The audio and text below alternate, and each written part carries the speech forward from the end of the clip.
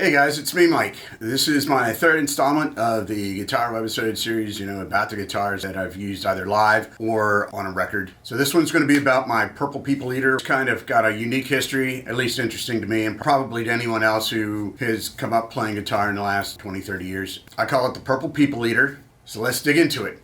Here she is. So what's really interesting about this guitar is, back in the early mid-70s, there were two guys, Ken Warmoth and a guy named Lynn Ellsworth. These guys were creating and carving out Fender Stratocaster parts and then selling them to various stores, shops, repairmen. They were both in the Guinness Book of World Records in, I don't remember when, for having created the world's largest guitar. In the mid-70s, a guy out in Southern California in San Dimas named Wayne Charvel started using the parts and creating his own hot-rodded style Stratocasters. Around 1977 or 1976, a young Edward Van Halen stopped by Wayne Charvel's shop, bought a couple of parts, put them together, and created what then became his world-famous Frankenstein guitar, the black and white striped guitar that was on the first album cover, and eventually became the red and white striped guitar everybody now associates with Edward Van Halen. Ken Warmoth and Lynn Ellsworth eventually split. Ken Warmoth went off to form Warmoth Guitars, which is still in business to this day, creating high-quality guitar parts. Lynn Ellsworth went on to continue with Boogie Bodies for a while, and then just seemed to fade from the woodwork. So that's the history behind this guitar. So fast forward to late 2007. I had just gotten back from Iraq for the second time. And I decided I wanted to build a period correct, vintage, absolutely specced out Frankenstein replica guitar, just like Eddie's red and white guitar, down to every single screw. I thought in order to do that, I was going to go ahead and track down Lynn Ellsworth and beg him to recreate some Strat parts for me and just get it right directly from the source. I spent a few months tracking down and locating Mr. Ellsworth. At that point in time, he was working as a technology consultant somewhere in California, commuting back and forth still between Washington State and Northern California. He was still creating guitar parts here and there for interested clients that came along. He had a young nephew who was utilizing the Boogie Bodies name to kind of market some of it, and it was really kind of word of mouth, and for me to find it was really kind of difficult. Like I said, he was very gracious about it. I ordered this guitar body and this guitar neck from him. It's really kind of interesting. It's not quite a Strat neck or a Strat guitar. He hand carved these. It's made out of northern ash, which is a much denser wood than typical Strats. This is as heavy as a Les Paul, believe it or not. In carving and routing the body to be a standard Strat style model, Lynn had also front loaded the cable jack to the front of the guitar. I crafted a cover plate and painted it the same color as the guitar and installed a side mounted jack instead. These necks are a little narrower down here, and it allows easier traverse when I'm playing. At least for me. It's made out of bird's eye maple with a little bit of flame in it. I don't know if you guys can see it. He also does some interesting things now that he didn't do back in the day. He was putting his 12th fret markers side by side on the edge, and he did a neat little thing with the side dots, which I have since kind of screwed it up. The carve and the route was basically a Strat, which I then enlarged for a humbucker, just like Edwards. I originally bought a neck from Warmoth to kind of get the enlarged headstock the way Eddie's original guitar was shaped. Since Lynn didn't make those necks like that anymore, I ordered it from Ken Warmoth. I figured, well, it's about as period correct as it's going to get, and I had a piece of the guitar from each of the original creators, which I thought would be kind of cool. It had a brass nut, it had the standard Fender tremolo, just like Eddie's original guitar. But I found that the parts didn't really fit together very well, especially here in the neck pocket. So I eventually got rid of the Warmoth neck, and it kind of sat in a drawer for a long time. I wasn't quite sure what to do with it. After a conversation I had with Raventree's longtime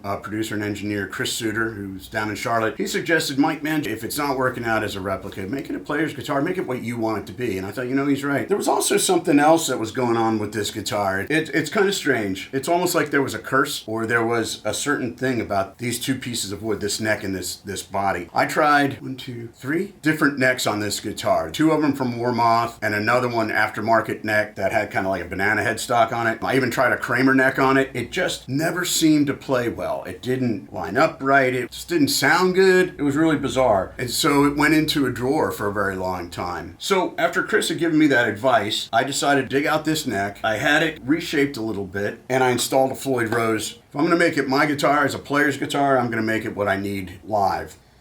So interestingly enough, I pulled this neck out and I put it on this guitar, and suddenly the guitar came to life. I kid you not, it's almost as if the way Lynn built this, he must have sprinkled some mojo on it or whatever it is. This guitar only sounds great, and it only seems to work when these two pieces are put together. And I kid you not, that's just the way it is. So when I was mucking around with the necks and everything else and trying to get it to finally go together right, I kind of pretty much had screwed myself into the ceiling, got myself in way over my head. I did eventually have to take this over to my good friend and luthier, Mike Forrester at Forrester Custom Guitars over in Parkville, Maryland, and just said, Mike, look, I'm really stuck with this. Can you please help me? It was a little bit beyond me. Thanks, Mike Forrester. I called out to Seymour Duncan again, just like in my black and white guitar. I had them remake another one of the pickups that I had ordered for my original black and white guitar back in 2005, and had that installed because of the wood, and it's just a different guitar. It does sound a bit different. It's a little thicker, more like a Les Paul, and I really have enjoyed it. I do not use Shailers on this guitar. Much like my black and white guitar, I use vintage Fender style tuners. I did get this pickguard from Warmoth because, well, they make really good stuff, and mine all look like shit. The Floyd Rose, interestingly enough, came from a mid-80s Kramer Beretta that I still own, which is somewhere in a drawer in parts right now. The paint scheme, rather than trying to make it look like Eddie's, paint it what I like. So I went to my youngest daughter once again, and I said, what do you think it should be? She said, Dad, I'd like it to be purple. I actually put her handprints on it again. There we have it. This is my Purple People Eater. You have seen me use it live on a couple of things, on several shows,